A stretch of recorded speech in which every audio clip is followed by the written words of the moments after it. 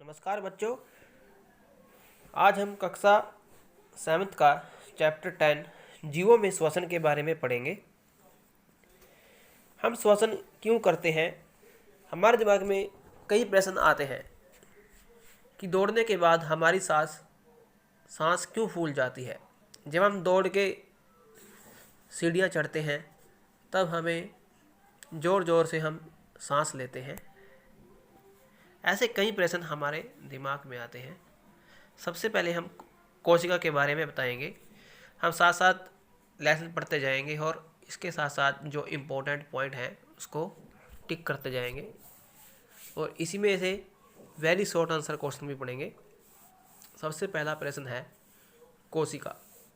कोशिका हमारे जीव की सबसे छोटी संरचनात्मक और क्रियात्मक इकाई होती है।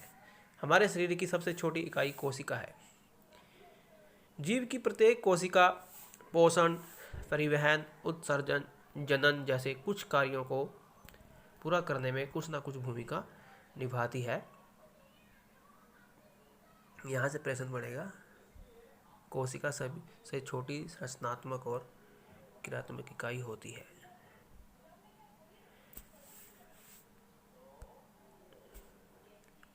हमें खाना खाते, सोते, पढ़ते समय भी ऊर्जा की अवस्था होती है और इन कोशिकाओं को ऊर्जा की अवस्था होती है। यह ऊर्जा की पूर्ति हमें भोजन से होती है। आप बता सकते हैं कि आपके माता पिता आपसे नियमित रूप से भोजन करने के लिए आग्रह क्यों करते हैं? भोजन में संचित ऊर्जा श्वसन के समय निर्मुक्त होती है। सभी जीवों को भोजन से ऊर्जा प्राप्त करने के लिए श्वसन की आवश्यकता होती है। श्वसन की प्रक्रिया में हम पहले सांस द्वारा वायु को शरीर के अंदर ले जाते हैं।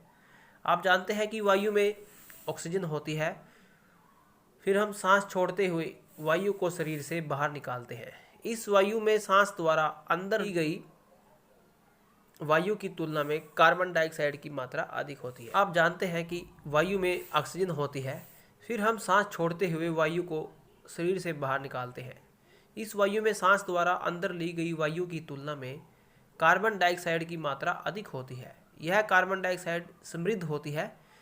हम जिस वायु को सांस द्वारा अंदर लेते हैं उसमें उपस्थित ऑक्सीजन शरीर के सभी भागों में और अंततः प्रत्येक कोशिका में ले जाई जाती है। कोशिकाओं में यह ऑक्सीजन भोजन के विखंडन में सहायता करती है, क्योंकि हम वायुमंडल से ऑक्सीजन गैस ग्रहण करते हैं और बाहर कार्बन डाइऑक्साइड गैस छोड़ते हैं, और यह ऑक्सीजन जो हम सांस द्वारा लेते हैं यह हमारे शरीर की प्रत्येक कोशिका में जाती है। कोशिका में भोजन के विखंडन में जो ऊर्जा मुक्त होती है इसे कोशिका श्वसन कहते हैं। यहाँ से प्रश्न बनेगा,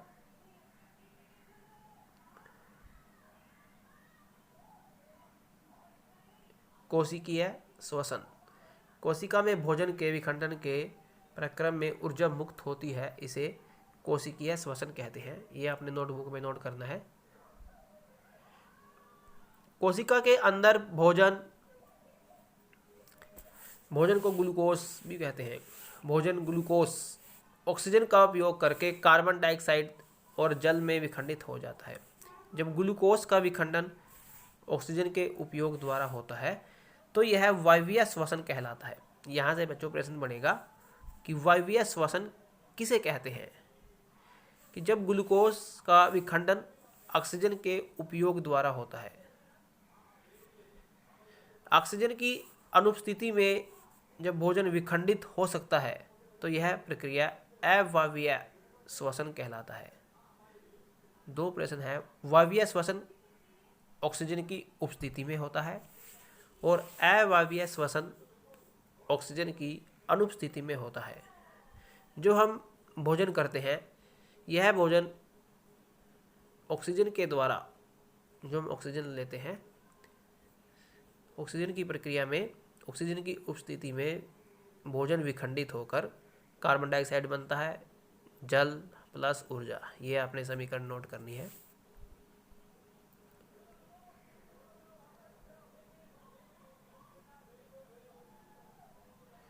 वायवीय श्वसन की डेफिनेशन देनी है।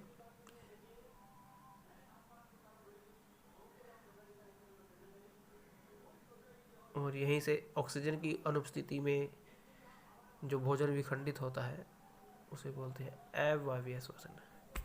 इसको हम ऐसे भी लिख सकते हैं कि वायवीय श्वसन वह श्वसन है जो ऑक्सीजन की उपस्थिति में होता है, उसे वायवीय श्वसन कहते हैं। और जो श्वसन हम ऑक्सीजन की अनुपस्थिति में होता है उसे अवायवीय श्वसन कहते हैं। आगे हम पढ़ेंगे, ईस्ट जैसे अनेक जीव वायु की अनुपस्थिति में जीवित रह सकते हैं। ऐसे जीव अवायवीय श्वसन के द्वारा ऊर्जा प्राप्त करते हैं, इन्हें अवायवीय जीव भी कहते हैं। ऑक्सीजन की अनुपस्थिति में ग्लूकोज, अल्कोहल और कार्बन डाइऑक्साइड में विखंडित हो जाता है। ग्लूकोज ऊपर हमने पढ़ा, ऑक्सीजन की उपस्थिति में जो ग्लूकोज होता है, ग्लूकोज बच्चों जो हम भोजन करते हैं उसमें भी में उपस्थित होता है। और जब हम ऑक्सीजन सांस लेते हैं श्वसन के द्वारा तो यह ऑक्सीजन के साथ मिलकर, ऑक्सीजन के साथ रिएक्ट करके, क्रिया करके कार्बन डाइऑक्साइड प्लस जल और प्लस एनर्जी हमें मिलती है। लेकिन जो अवायवीय श्वसन है वो ऑक्सीजन की अनुपस्थिति में होता है। इसकी प्रेजेंस में alcohol plus CO2 plus energy, ऊर्जा प्राप्त होती है। हमारी पेशी कोशिकाएं भी अवायवीय रूप से श्वसन कर सकती हैं, लेकिन यह थोड़े समय तक ही रह सकती हैं। वास्तव में यह प्रक्रम उस समय होता है जब ऑक्सीजन की अस्थायी रूप से कमी हो जाती है। जैसे बहुत देर तक एक्सरसाइज करने से, कई घंटे टहलने से, साइकिल चलाने से, भारी वजन उठाने से, अनेक कार्यों के लिए हमें बहुत अधिक ऊर्जा की आवश्यकता होती है। लेकिन ऊर्जा उत्पन्न करने के लिए हमारे शरीर को ऑक्सीजन की आपूर्ति सीमित होती है। यदि हम बहुत लंबे समय तक एक्सरसाइज करते हैं, कोई कार्य करते हैं, वजन उठा रहे हैं, दौड़ रहे हैं, पैदल चल रहे हैं, तो इससे हमें अधिक ऊर्जा की आवश्यकता होगी। ऐसी स्थितियों में पेशी कोशिकाएं अवायवीय श्वसन द्वारा ऊर्जा की एक्स्ट्रा अतिरिक्त मांग को पूरा करती हैं।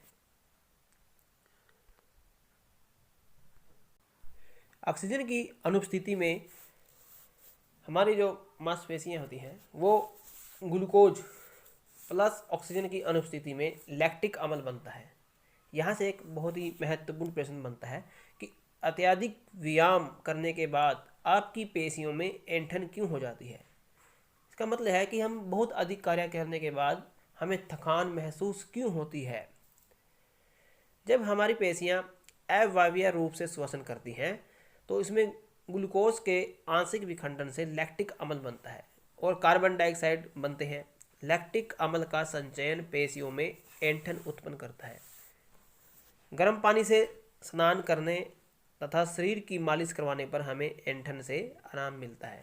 यदि हम गर्म पानी से स्नान करते हैं तो वो जो हमारे थकावट है, ऐंठन है, वो समाप्त हो जाती है। ऐसा क्यों होता है। यहाँ से दूसरा प्रश्न बनता है कि गर्म जल से स्नान करने पर या हमारे शरीर की मालिश करने से हमें जो थकान है वो क्यों खत्म हो जाती है। गर्म जल से स्नान करने से या अथवा शरीर की मालिश करने से रक्त का संचारण बढ़ जाता है। इसके परिणाम स्वरूप पेशी कोशिकाओं को ऑक्सीजन की आपूर्ति बढ़ जाती है। जब हम गर्म पानी से स्नान करते हैं तो हमारा जो ब्लड लेवल है वो तेज़ी से काम करता है और ब्लड लेवल जब तेज़ी से काम करेगा तो हमें ऑक्सीजन की मात्रा कंप्लीट मिलेगी, पूरी ऑक्सीजन की आपूर्ति हमारे शरीर में होगी। और ऑक्सीजन की आपूर्ति बढ़ जाने से लैक्टिक अम्ल का कार्बन डाइऑक्साइड और जल में पूर्ण विखंडन हो जाता है। जो हमारे शरीर में लैक्टिक अम्ल बनता है वो पूरी तरह से विखंडित हो जाता है। यहाँ से ये प्रश्न, दूसरा प्रश्न बनता है। यहाँ पे पहला प्रश्न बना है कि अत्यधिक व्यायाम करने के बाद आपकी पेशियों में ऐंठन क्यों होती है? इसका आंसर है कि जब पेशियां अवायवीय रूप से श्वसन करती हैं तो इस प्रक्रिया में ग्लूकोज के आंशिक विखंडन से लैक्टिक अम्ल और कार्बन डाइऑक्साइड बनते हैं। यहाँ तक। दूसरा प्रश्न, गर्म जल से स्नान करने पर हमारे शरीर में रक्त का संचारण बढ़ जाता है। इसके परिणाम स्वरूप ऑक्सीजन की आपूर्ति बढ़ जाती है। यहाँ से बच्चों एक प्रश्न और बनेगा, यीस्ट यीस्ट क्या है? यीस्ट एक कोशिक जीव है। यीस्ट अवायवीय रूप से श्वसन करता है। यहाँ से प्रश्न, एक नंबर का प्रश्न बन सकता है कि यीस्ट का श्वसन का स्वरूप क्या है, श्वसन वो कैसे करेगा? तो यहाँ पे आंसर बनेगा अवायवीय रूप से। इस प्रक्रिया में अल्कोहल निर्मित करते हैं और इनका उपयोग वाइन और बियर बनाने के लिए किया जाता है।